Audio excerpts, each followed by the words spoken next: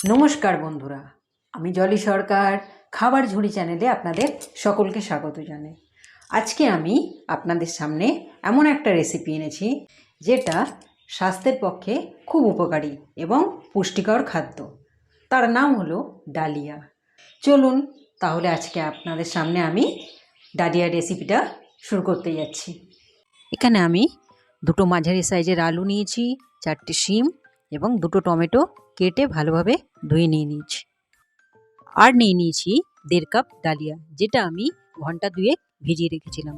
সঙ্গে দুটো নিয়েছি কাঁচা লঙ্কা এবং তেজপাতা। 4 চামচ মতো সাদা তেল দিয়ে দিয়েছি। আপনারা চাইলে সর্ষের তেলেও রান্নাটা করতে পারেন।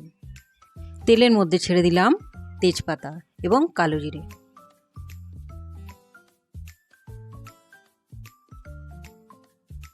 আলুগুলো ছেড়ে দিচ্ছি। আলুগুলোকে আমি ভালোভাবে আগে ভেজে নিই।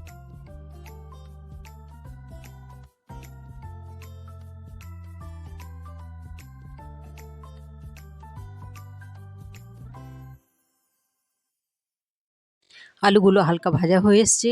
এবারে আমি শিমগুলো ছেড়ে দিচ্ছি। শিমগুলো দিয়ে আমি ভালোভাবে নেড়ে চেড়ে নেব। তারপর আমি টমেটোগুলো ছেড়ে দেবো।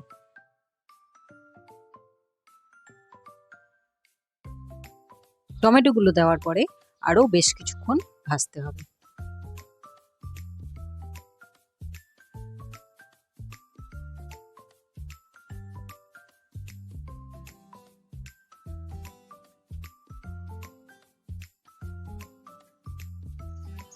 ভাজাগুলো হয়ে এসছে। আমি বাটির মাপের 4 ভাগের 1 ভাগ জল দিয়ে দিলাম। তার মধ্যে দিলাম 1 চামচ চিনি, হাফ চামচ হলুদ, হাফ চামচ জিরে গুঁড়ো, প্রায় 1 চামচ নুন। ভালোভাবে মিক্সচার করে দিচ্ছি। সাথে দিয়ে দিলাম দুটো কাঁচা লঙ্কা, যেটা আমি চিড়ে রেখেছিলাম। এবারে আমি সবজিগুলোকে ভালোভাবে মিক্স করে নিচ্ছি। সবজিগুলোকে মিক্স করে নেওয়ার পরে আমি কিছুক্ষণ ফুটতে দিচ্ছি। ফুটে উঠলে আমি ডালিয়াটা ছেড়ে দেব।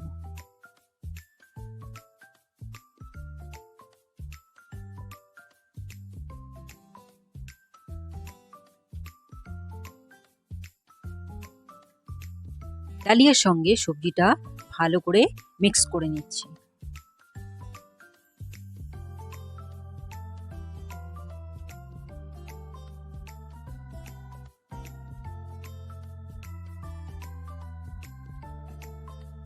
ডালিয়াটা সবজির সাথে ভালোভাবে মিক্স করা হয়ে গেছে।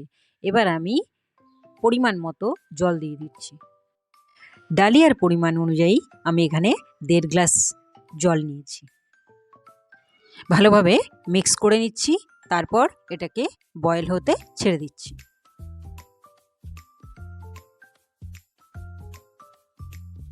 ডালিয়াটা প্রায় হয়ে এসছে।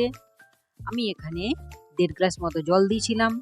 আপনারা চাইলে নিজেদের পরিমাণ অনুযায়ী জল দেবেন, কারণ জলের পরিমাণের উপর নির্ভর করছে খিচুড়ির পাতলা হওয়া এবং গাঢ় হওয়া। তৈরি হয়ে গেছে আমাদের সবার পছন্দের পুষ্টিকর ডালিয়া।